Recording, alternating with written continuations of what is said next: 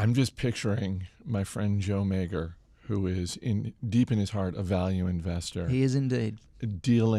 Sort of wringing his hands at the notion of a 25-year bull market.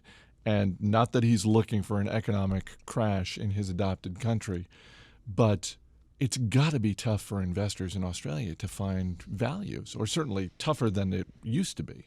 Yeah, it absolutely is. It's one of, as an investor on the Share Advisor service, it's one of our constant battles is finding good places for our members to put their money, and we've done a very good job of it so far, and we're doing our utmost to continue that.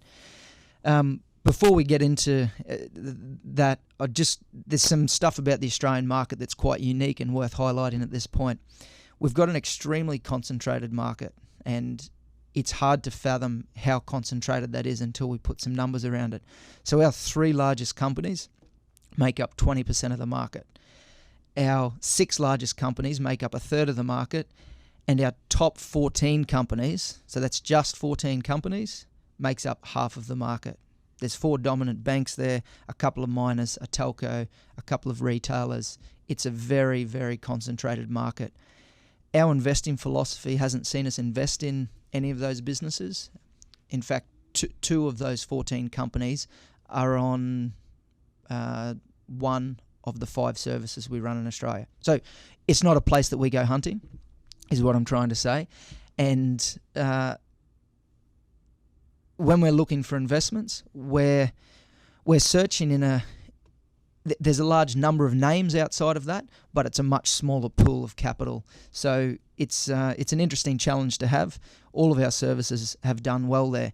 Now, Joe in particular, he runs the Pro portfolio in Australia, which has done very, very well since its inception, beating the market by 45% last time I looked of that order. And Joe's certainly one of the more bearish people within our team, and he's positioned the portfolio to do well. So in the event the Australian economy really slows down. So he's done very well so far, and if things do take a turn for the worse, you could see that outperformance step up another gear.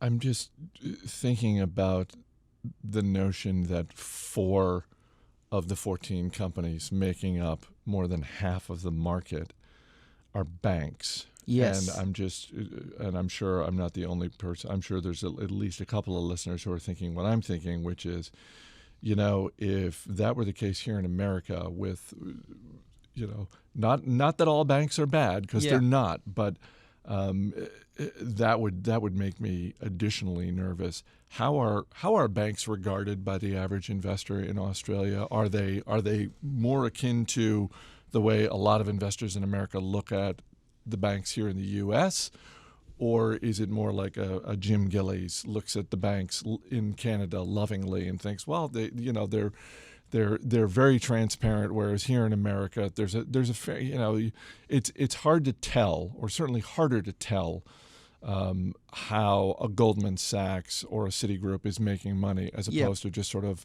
a large version of a traditional mom and pop bank. Yeah.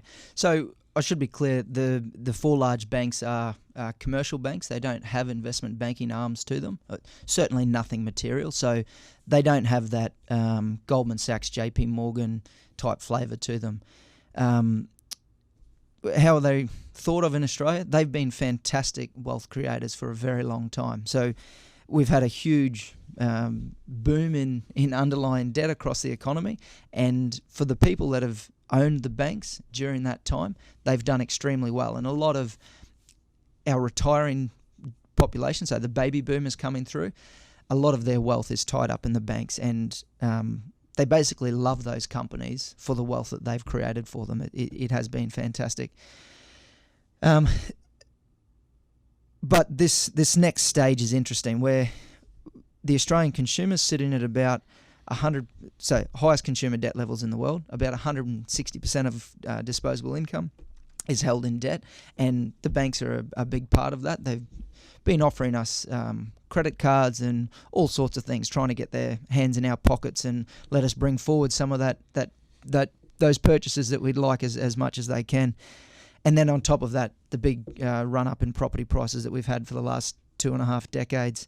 The banks have been very willing to lend to homeowners I don't think that it's quite as the lending has been quite as free as it was in the US in the lead up to the GFC, but there's certainly examples of people borrowing 95% of the money to put down. So yeah, there's some interesting things there. From an investment perspective, people really like the banks. They've been strong businesses. It's an oligopoly in Australia, but I think their time in the sun has come to an end, and it'll be interesting to see what happens over this next period. But at the right point in the cycle, I'd be happy to own those businesses.